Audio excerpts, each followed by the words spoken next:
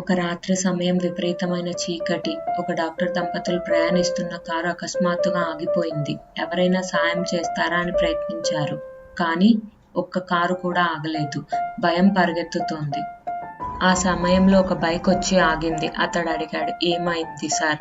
Doctor చెప్పాడు, మా car ఏమైందో తెలియటం లేదు. ఆ వ్యక్తి చిరునవ్వుతో చెప్పాడు, బాధపడకండి సార్, నేను కార్ మెకానిక్ని, చూసి రిపేర్ చేస్తాను.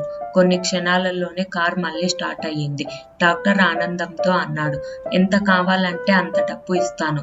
కానీ మెకానిక్ చెప్పాడు, నా గురువు చిన్నప్పటి నుంచి ఒక మాట చెప్పాడు, అవసరంలో ఉన్న వారికి సహాయం చేయాలి.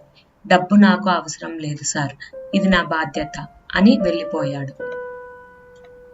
6 సంవత్సరాలు గడిచాయి. ఆ మెకానిక్ వ్యాపారం కష్టాల్లో ఉంది. అదే సమయంలో ఒకరోజు అతనికి పెద్ద ప్రమాదం జరిగింది. అతని దగ్గరలో ఉన్న చిన్న హాస్పిటల్కి తీసుకెళ్లారు. అక్కడి డాక్టర్లు ఇక్కడ చికిత్స సాధ్యం కాదని మంచి హాస్పిటల్కి తీసుకెళ్లమని సలహా ఇచ్చారు. కుటుంబ సభ్యులు చిన్న ఆశతో అతన్ని పెద్ద హాస్పిటల్కి తీసుకెళ్లారు. అక్కడే ఆ డాక్టర్ దంపతులు ఉన్నారు.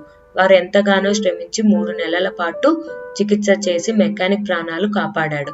అతనికి స్పృహ వచ్చిన తర్వాత మెకానిక్ దగ్గరికి వచ్చి అన్నాడు, డాక్టర్ గారు, నా దగ్గర డబ్బులు లేవు.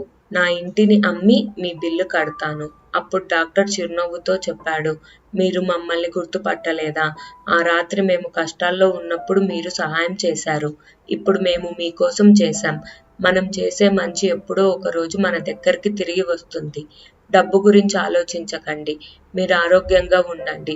అదే మాకు సంతోషం. మెకానిక్ చేతులు జోడించి ధన్యవాదాలు చెప్పాడు. మీరు చేసిన మేలు నీడలా వెంట వస్తుంది అని కథ సారాంశం.